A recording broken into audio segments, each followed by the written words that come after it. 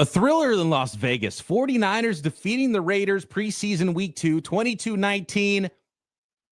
Game-winning field goal from Jake Moody. Does that make up for the shaky start? Brock Purdy looking prime, and a whole lot more from 49ers Raiders preseason action on today's episode of Locked On 49ers right now.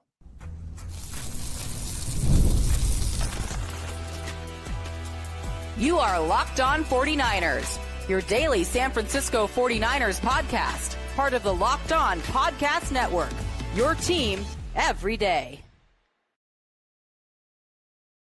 Welcome to Locked On 49ers. Brian Peacock here. Eric Crocker stuck on the road. I owe him for covering for me on my vacation last week. So I'm going solo on this post-game rapid react show. Wanted to get to you guys right after the game here, talk about the heroics.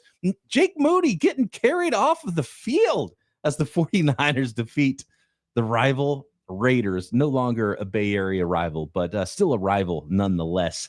49ers defeating the Raiders in preseason week 2, 22-19. Thanks, everybody, for tuning in and making us your first listen on the Locked On Podcast Network. Your team every day. Love our everydayers. Thanks for hanging with us. And if you're new to the program, welcome. Subscribe on YouTube and everywhere you get your podcasts. We got to start with the end first, right? And the game-winning kick from Jake Moody. And it was really, really important for Jake Moody to finish the game that way. After Mahoney interception, Niners getting an opportunity after the Raiders, you thought they would be ending the game with, 40 seconds left. They throw the pick. Niners get the ball back. And not a short one either. Not a shorty, not a gimme for Jake Moody. He earned it, a 59-yard game-winning field goal through the uprights as the 49ers win preseason week 2. Now it was a preseason game, I know, but important for Jake Moody to rebound in this game and hit the biggest kick of all, the game-winning kick. After Pete Carroll, you love it. Preseason football, Pete Carroll out there icing the opponent's kicker. And he nails it after an early miss in the game and then a make from 26 yards, which is as easy as it gets for an NFL kicker, a chip shot that he yanked and nearly missed. I think Matt Barrow's tweet, phenomenal tweets today from Matt Barrows, by the way. He said that 26-yard field goal would have been good from 26. You know how they always say, I would have been good from 50. Would be good from 60. Yeah, that would have been good from 0 more yards. But nice to see him straighten that out and win and kick the game winner and hit the game winner. And clearly, the team kind of rallying behind what was a kicking competition coming into camp. Moody, the lone kicker, left in camp and excited about a big win, even though it was a preseason game, a win nonetheless. And Moody ceremoniously getting carried off of the field as the 49ers beat the Las Vegas Raiders.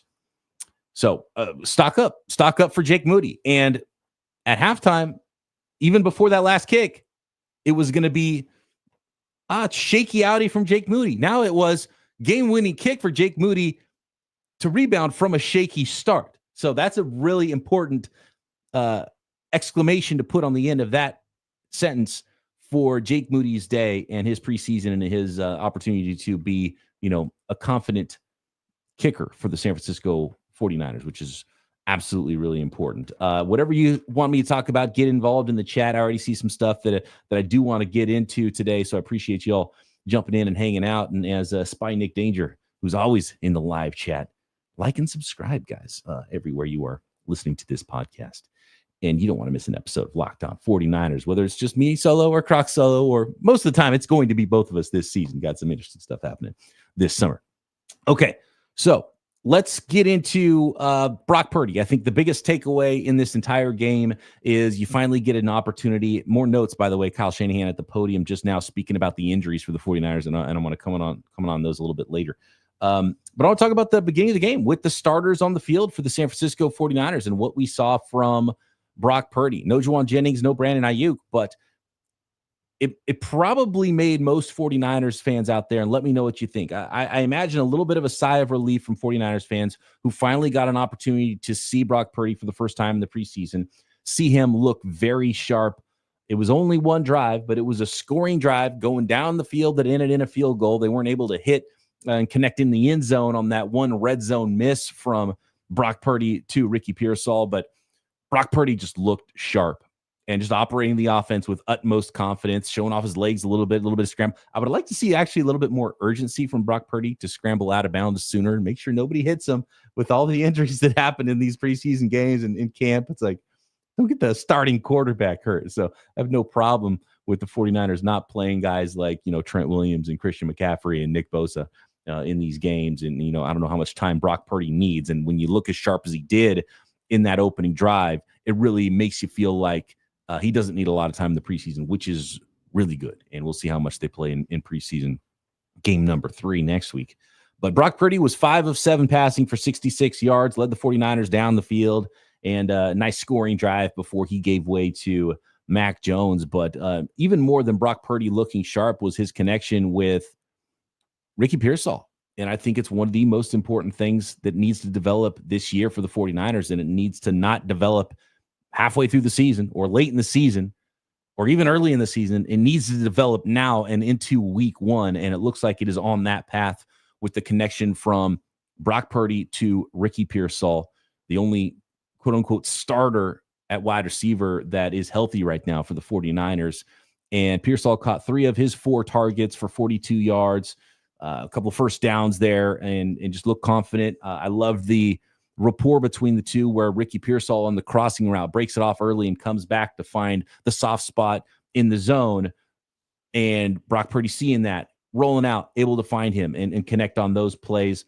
I'm not sure what exactly happened on the route in the red zone. Brock Purdy threw it to the outside. Pearsall broke his route to the inside, so they missed on that one. Didn't have an opportunity to finish that drive with a touchdown, and a perfect 4 for 4 would have been nice between Purdy and Pearsall. But really promising start in that game for the 49ers and really shut it down right there. I think it would have been a really solid takeaway for the 49ers to see their QB1 look sharp and look like he's in midseason form with what is likely his number 1 receiver this year, I think, at least right now, to start the year, in Ricky Pearsall. So that connection looked very good and extremely promising stuff there. Going on with some of the other promising things I saw out there from the 49ers first team and some things that weren't not as promising. And to be honest with you, that was about the extent of the really promising stuff from the first unit. There was some stuff that was fine and okay, but man, up front is something that I think could potentially be an issue for the 49ers. Obviously, they made a lot of changes on the defensive side of the ball, but if the 49ers offense is going to carry a young, developing defense, that offensive line needs to be really good. And as it was pointed out in the chat here, McKivitz got whooped by Max Crosby. Tackle for loss early in the game, and the 49ers front, given injured Ben Barch. Like, let's be honest, Ben Barch, wow, we can't operate an offense because Ben Barch isn't out there. No, that's not something that we're going to have to say or that we should say, right? And Ben Barch looks like he's going to be the starting left guard if he's healthy, but that's not a reason. No Trent Williams. Okay, now we'll start to give you some reasons why, okay, maybe the 49ers offensive line doesn't look quite as good as it's going to look during the season. But there's been nothing in the run game. Like the 49ers, even though they were able to come back and win that game, the 49ers, especially early and in the first half when it was good on good and the Raiders had their ones out there and Ashton Genty was back there and Geno Smith was back there. The 49ers front lost, I think, on both sides of the ball in total to, there were some good plays here and there, but the 49ers lost up front to the Raiders. And that's going to be an issue for the 49ers. If you point to something right now for the 49ers, say, man, this is why the season's not going to go great. It's because they're not winning up front. They had no run game on offense. They were creating nothing on offense for Patrick Taylor, more on his injury. And on the other side, there was plenty of room for Ashton Genty when he was not getting absolutely thumped by Tatum Bethune. So I want to talk a little bit more about that. The 49ers front, some of those young players. Of course, we're going to have our eyes on all the rookies, some very we got the whole roller coaster, right? The Jake Moody roller coaster, the rookie roller coaster, the goods, the ups, the downs, the bads. And so I want to get into a lot more of that stuff and some things I noticed from Nick Martin and Alfred Collins. We'll get into the injury stuff as well. Siegel, Lucas, Jair Brown, what's going on at safety for the San Francisco 49ers. And More takeaways from Niners Raiders preseason week number 2 next. This episode of Locked On 49ers brought to you by Betterhelp Online Therapy. These days, it feels like there's advice for everything. Cold plunges, gratitude journals, screen detoxes. But how do you know what actually works for you? With so much information online about mental health and wellness, it's good that it's something that people are taking more seriously, but it can also be overwhelming. And there's a lot of stuff that might not be right for you. And it can be overwhelming to figure out what's true and what will actually help.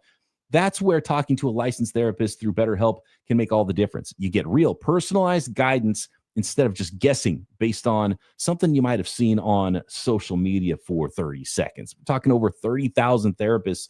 BetterHelp is the world's largest online therapy platform, serving more than 5 million people. It's easy to fit into your schedule. Just click to connect, and you can even switch therapists at any time if you need to. Talk it out with BetterHelp. Our listeners get 10% off the first month at betterhelp.com/lockedon. That's BetterHelp, HELP.com/lockedon.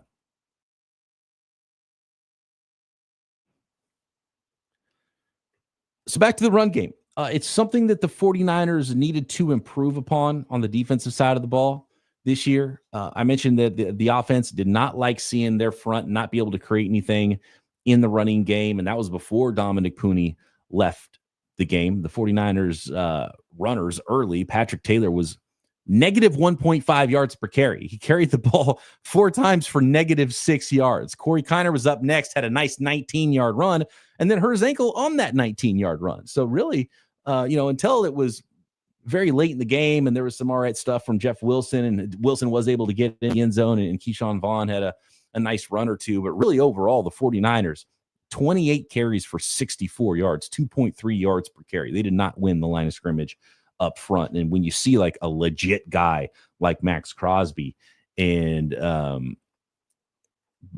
beat one of your players, one of your starters, one of your ones like a drum, it does get a little bit concerning. So run game is something because that's something that Kyle Shanahan's always going to be good, is the run game, right? And when you see that not work at all, and you start thinking about the moving pieces, and maybe you have to start filtering guys in, and now Dominick Puni out for potentially weeks, that's put a pin in that one. That's something that I am certainly concerned about as of right now. Loved seeing Brock Purdy in the passing game, though, look a lot better. It was definitely a passing game carried football game for the 49ers, and not a running game carried football game. On the defensive side of the ball, it was a little bit of the opposite.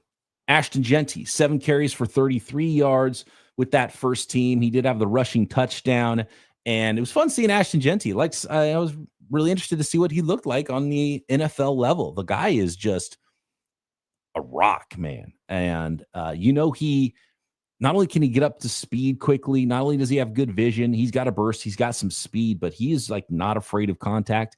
And on the positive side for Jeanty, I loved seeing him literally get hurt by how hard he was hit trying to run through Tatum Bethune. And Bethune was like, nope, you're not going to run through me. This is a brick wall. And Ashton Jeanty's trotting off the field with his arm dangling. He was like, oh no, is the rookie first rounder going to have some shoulder injury or clavicle or something that's going to keep him out to start his year after a bunch of people probably drafted him in the first round of their fantasy leagues? But nope, next drive, he was right back on the field and still trying to run through guys. And so, really like to see that, and glad Ashton Jeanty wasn't hurt on that play, even though he did get blown up trying to run through Tatum Bethune, and it didn't stop him from trying to run through more guys. And he was able to truck, a little bit of a smaller guy. He had much better luck against DBs. He did truck on a long run, 13-yarder, I believe, run. He did truck Diamador Lenore, and then was able to get through Jair Brown for his short touchdown run as well. And again, just a little bit too much space and too many ups and downs. And I know, there was no Bosa out there, and still trying to figure out what that starting interior defensive line is going to look like for the 49ers. It's going to be D Winters. There was no Fred Warner out there either. So when it is Fred Warner and Nick Bosa, and then you have D Winters, and you start to feel good about that. And then, hopefully Mykel Williams gets out there and he's better at setting the edge and really corralling that and funneling things into D. Winters and Fred Warner, you might start feeling better. But that defensive tackle group, I'm really interested in how that's going to look, because to me right now, Alfred Collins, it's just the entire rookie experience, and really Nick Martin too, right? The ups and the downs. Alfred Collins, he's really big, and it's his biggest strength as well as his biggest weakness. And there are times when he just plays high, and it's really this college scouting reports. Everything I saw from him in college is sometimes he will be able to manhandle you, and he is big and he is strong, and he'll be able to throw you around. And then sometimes he gets high, and a really good offensive lineman that plays with leverage can get underneath him. And that starts to create a lot of space in the running game if you get stood up and you get turned out of there. And we saw it so many times with previous 49ers, early draft pick that was a very large human that was shaped very much the same in Javon Kinlaw. So that's something to really watch. And I'm not sure that Alfred Collins is ready to go out there and start an NFL football game.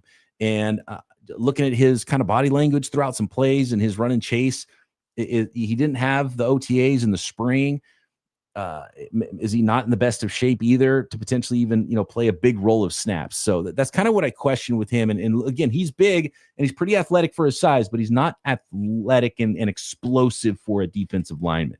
And I was hoping I would see more explosiveness from Alfred Collins. And it's not to say that I think he's going to be a bust or a bad player. It just looks like, the rookie ups and downs, and you'll see a nice rep, and then you'll see some bad reps. And then just the overall, he's not ready. He's not ready for prime time. He is probably not in preseason form, and he needs to work on some technique and work on his leverage and some things. And if I really do think, and we didn't get to see CJ West in this game, I think Alfred Collins is probably playing behind some guys to start the year, including the rookie CJ West, the 4th rounder. If he is healthy, he's got the hyperextended knee. Clea Davis out there, who's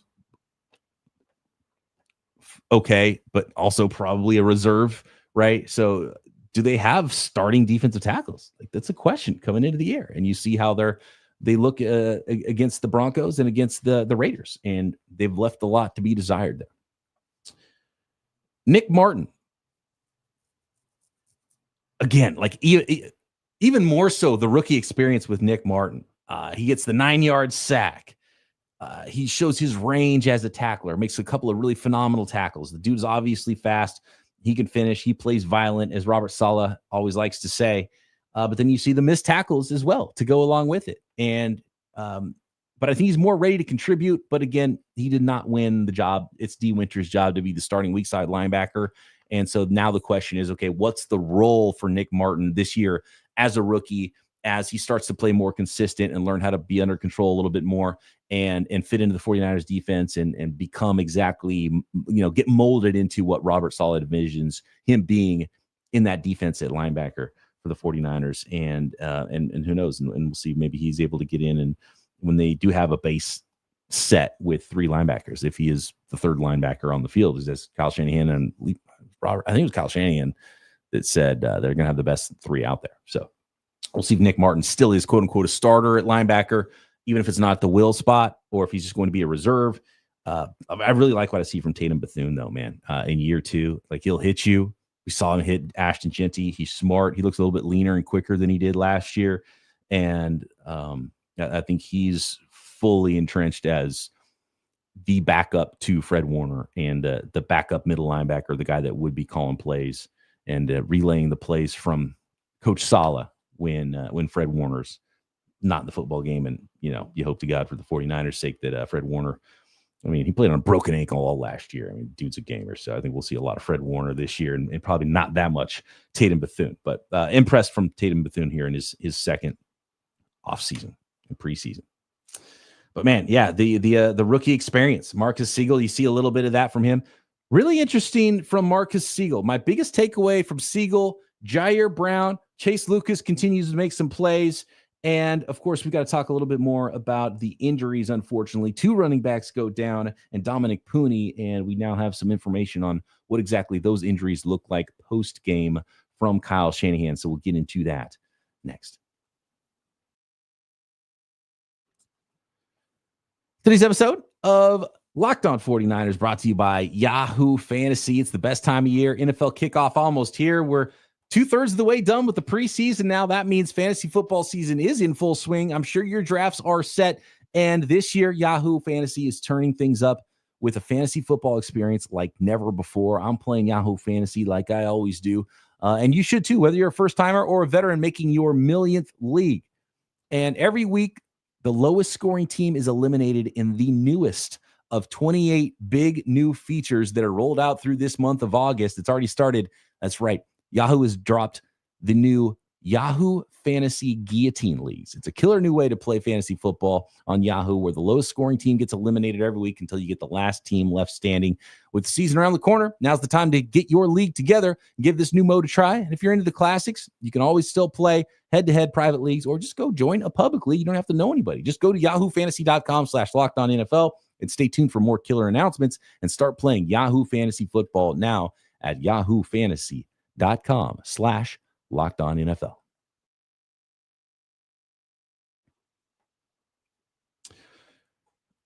So I found it fascinating that after last week's preseason game against the Broncos, Marcus Siegel had a really nice game. And the very first practice back, he was running with the ones, and it was Pinnock, Jason Pinnock, who was a free safety. Siegel was running at strong safety, and Jair Brown was not. Jair Brown was behind Siegel with the twos. In this game, no Pinnock in the starting lineup, so it was Siegel at free safety with Jair Brown at strong safety, which is fascinating to me because that would tell me that they're trying to potentially look at Siegel as a long-term free safety because he's probably not going to go win a strong safety job over Malik Mustafa, but they also want him to be versatile enough to get either one of those spots. And do they already envision him as a starter? So is it really Marcus Siegel that is earning a starting job with the 49ers? And he didn't have quite as impacted plays as he did last week, but looked good, I think, in this preseason game again for the 49ers. Plays fast, gets downhill, shows range, comes correct when it's time to strike a ball carrier, shows some ability versus the run and in coverage. Love the versatility, being able to drop down. He played a lot of nickel in college, and that's something that that is really important that you can handle in the NFL is drop down and cover guys from that look or play the deep safety. It's a rare thing. It's why he got that comp to Jimmy Ward from his DBs coach. Did Siegel win a starting job? And now the actual competition is between Jason Pinnock and Jair Brown, and who's going to start next to Marcus Siegel. So that's an interesting one too. And I don't know how that's going to completely shake out. It really starts to feel to me like it's going to be Pinnock and Siegel as the two starters potentially. But we'll see how it goes. And then who's going to be out there when Malik Mustafa is hopefully back at some point in the next 6 weeks or so. Or 6 weeks into the season, I think is where the ACL guys are, according to Kyle Shanahan. And Chase Lucas, man, yeah, you can't keep this guy off the roster. He just keeps making plays. Had a late sack in this game, a huge play. Robert Saleh dialing up a lot of looks, which is something else I think we're going to have to get used to. In the past, in Robert Saleh's defense, the 49ers really, really wanted to get pressure with the front four. And wanted to have more guys in the back end to cover. I don't know if they have that luxury, if they have enough pass rush to do that. And if you can do that, great. But Robert Saleh has proven, I don't know what happened with New York, but he's proven he's not afraid to bring some blitzers. And we've seen that in the preseason. And I think we're going to see that more in the regular season as well. And he's going to have to create pressure. If he's not confident, he's going to be able to get that with his front four, like he was when he was here originally in some of those, powerhouse defenses the 49ers ran out there and defensive lines in 2019 and 2020. So look for more blitzes. And yeah, Lucas, I don't know how you keep him off the team. Can play some special teams. He's out there making plays, and how banged up the 49ers are at safety right now. Chase Lucas, welcome to the 53-man roster, I think. How can you keep that man down? He's been playing so phenomenal. Mac Jones played a whole bunch of this game.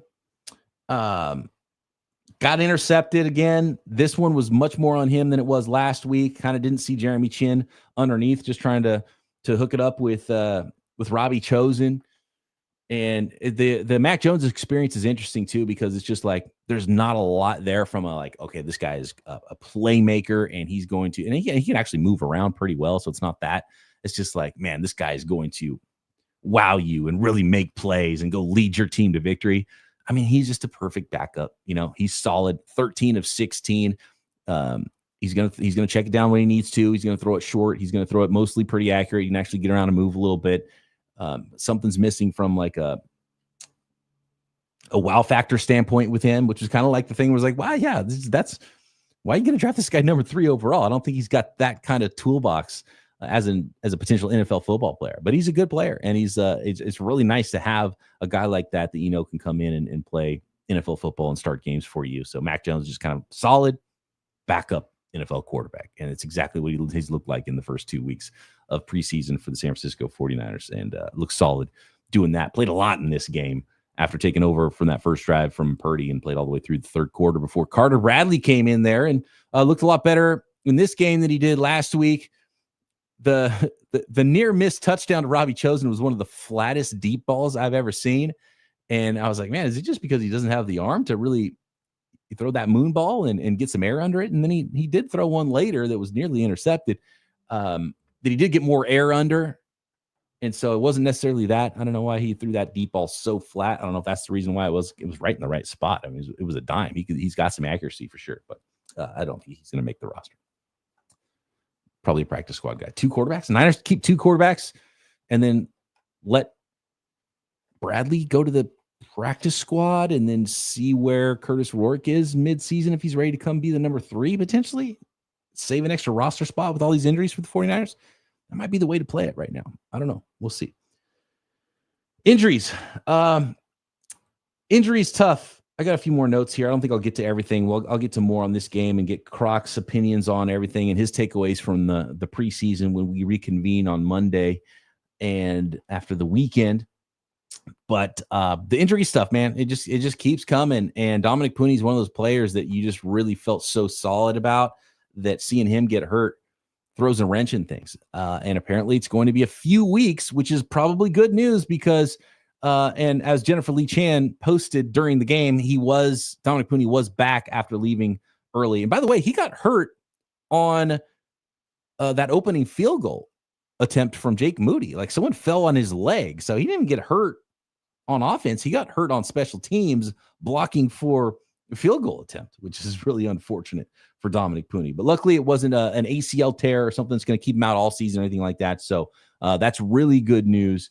And it is what they think is probably a PCL right now injury that is going to take him a few weeks. Now, a few weeks means that he is probably questionable to start the year and be ready to go in week number 1 because we're a few weeks away from that. We're, as they mentioned on the broadcast, we're only 10 days away from cutdown day for the 49ers too. So PCL injury for Dominick Puni, few weeks there. And Kyle Shanahan says probably a few weeks for the 2 running backs as well. It's a dislocated shoulder for Patrick Taylor, and it's a high ankle sprain for Corey Kiner, which was really unfortunate because Kiner looked really good there, and the 49ers are already down a bunch. Really, the 49ers have Christian McCaffrey, who didn't play in this game, thankfully, and you got to bubble wrap Christian McCaffrey at this point. No chance he plays in any of these preseason games. You got Christian McCaffrey, and then you've got newly signed Jeff Wilson, who looked good, got in the end zone for the 49ers here. He can play. He's tough. He can catch the ball. Not super dynamic at this point in his career or anything. And then you got Keyshawn Vaughn. And so those are the healthy 3 running backs the 49ers have. And are they going to have to make more roster moves now to bring in more running backs just to get through this last preseason game and this last week of training camp before you have a couple of weeks off and kind of lick your wounds and get ready for week number 1? So that's where we're at with the latest injuries for the 49ers. And I do want to, Kyle Shanahan had a quote here post-game about Jake Moody. Jake Moody kicked his ass off.